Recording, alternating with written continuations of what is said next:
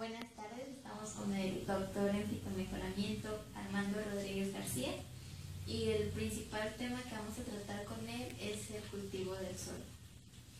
Bueno, usted como doctor, ¿qué nos podría decir acerca del cultivo del sorgo? Bien, buenas tardes y gracias por invitarme a participar en esta entrevista.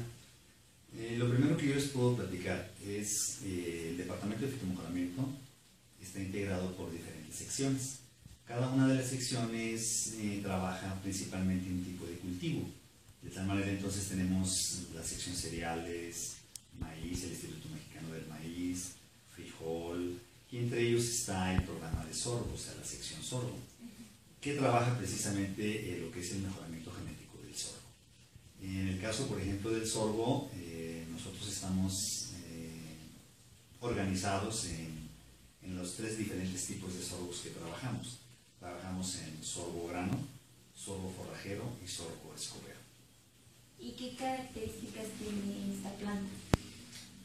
Al hablar de la planta en sí de sorgo, yo creo que una de las características más importantes que tiene es su rusticidad. O sea, es un cultivo, pudiéramos decirlo, que es más tolerante a condiciones adversas que algunos otros cultivos. De hecho, por ejemplo, si lo comparamos con maíz, tiende a ser más tolerante, más resistente que maíz. Es una planta monocotiledónea que se adapta perfectamente en muchas regiones a lo largo de nuestro país.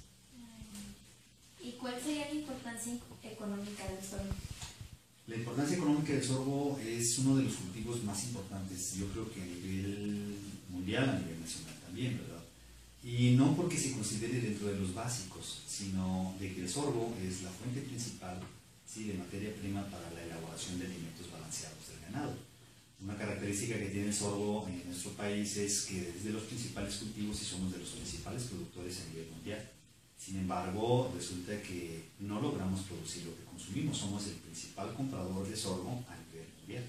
Nosotros producimos alrededor del 50% de lo que requerimos, que de tal manera entonces tenemos que comprar sorgo de otras partes del mundo. Entonces estamos hablando de que sí producimos mucho, pero también consumimos mucho.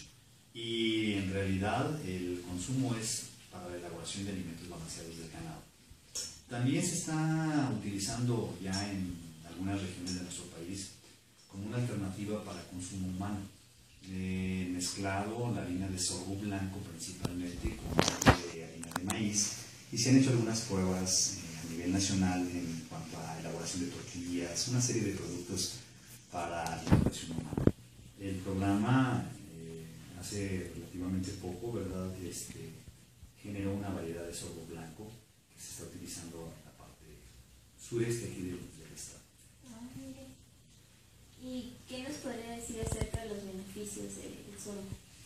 Bueno, los beneficios, principalmente, es el producto básico y más importante para la generación de alimentos balanceados.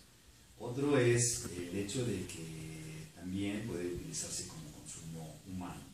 Y además, como sorgo forrajero, pues estamos en lo que es la comarca lagunera, que es una de las principales cuencas lecheras del país, donde hay una producción muy importante de forraje y se utiliza mucho el forraje de sorgo. Y otro tipo de sorgo, es algo un poco más baja la cantidad de superficie que se siembra y de materia prima que se requiere, es el sorgo escobero para la manufactura precisamente de escobas. Nosotros estamos cerca de lo que es la región manufacturera más importante de escobas a nivel nacional. Yo creo que pudiéramos decirlo a nivel Latinoamérica, lo que es Cadereyta, Nuevo León, que es donde se manufactura la mayor cantidad de escoba, producto utilizando el sorgo escobero.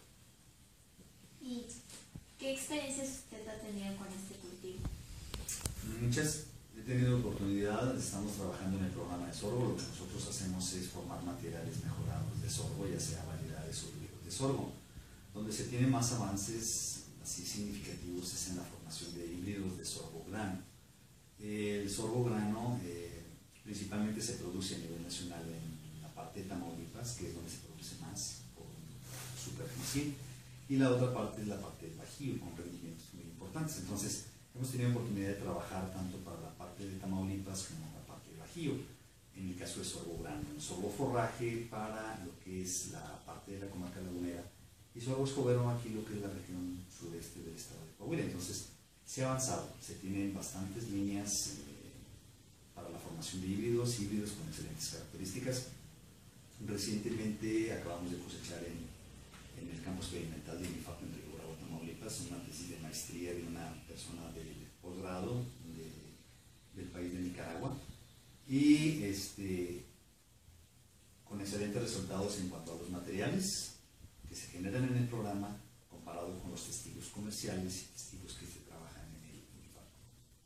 Qué interesante. ¿Y qué tipo de suelo se necesita para cultivar el sorgo? Una característica que tiene el sorgo, precisamente dada su rusticidad, es que prácticamente puedes sembrarlos en cualquier tipo de condiciones. Obviamente en suelos muy ácidos, en suelos muy salinos no, ¿verdad? Pero tienen la oportunidad de producirlo en muy diversas condiciones desde el punto de vista agroclimáticas. Inclusive también desde épocas, hablando del año y dependiendo de las condiciones de la región, puede sembrarse hasta 2 veces por año, como es el caso, por ejemplo, de Tamaulipas. Siembran en el temprano, a principios de febrero, y posteriormente después, a mediados de año, vuelve a establecerse. Se puede decir que es como un bolita, ¿no? Se puede sembrar No, bueno, no tanto así, ¿verdad? Porque estaría restringido a ciertas alturas sobre el nivel del mar, ¿verdad? Pero en cuanto a características del suelo, sí se puede dar perfectamente. Cualquiera de los 3 tipos, yo creo que de los 3 todavía es más rústico el sorgo escobero que el sorgo grano y que el sorgo corral. ¿Y qué tipo de agroquímicos serían los adecuados para tener una mejor cosecha de esta planta? Bueno, en cuanto a requerimientos, como cualquier otro cultivo, tiene sus dosis de fertilizaciones en las cuales funcionan perfectamente. Dependiendo de las regiones y las características del suelo donde se vaya a sembrar, pues se recomienda siempre aplicar tanto nitrógeno como fósforo en diferentes dosificaciones, ¿no? En diferentes dosis de fertilización. Normalmente utilizamos 120, 80, 00, ¿verdad? Y también, así como cualquier otro cultivo, tiene sus problemitas tanto de plagas y de enfermedades, las cuales son comunes, y dependiendo de lo que se presente, pues son los productos que vas a utilizar. ¿Y el sorgo es muy delicado en cuanto a sus cuidados y precauciones que se necesitan utilizar? Pues relativamente, como cualquier otro cultivo, ¿sí? Ha habido problemas serios recientes por la aparición de le voy a decir, una plaga, una enfermedad, en este caso ergot, que se manifestó recientemente en nuestro país y desgraciadamente puede atacar a los materiales, pero solamente bajo condiciones muy específicas de humedad relativa y de temperaturas, como ha habido algunos años en los cuales se manifiesta. Okay. ¿Usted sabe si en México existe una gran producción de sorgo? Pues sí existe, pero como lo decía, ¿verdad?, hace un momento, o sea, sí producimos mucho, somos de los principales productores, tal vez yo creo que ocupamos el segundo lugar a nivel mundial en cuanto a producción. Sin embargo, somos el principal consumidor. De tal manera entonces que por un lado sí produces mucho, pero tienes un requerimiento mayor, por lo tanto tienes que comprar. ¿Y qué ganancias se puede obtener con este cultivo?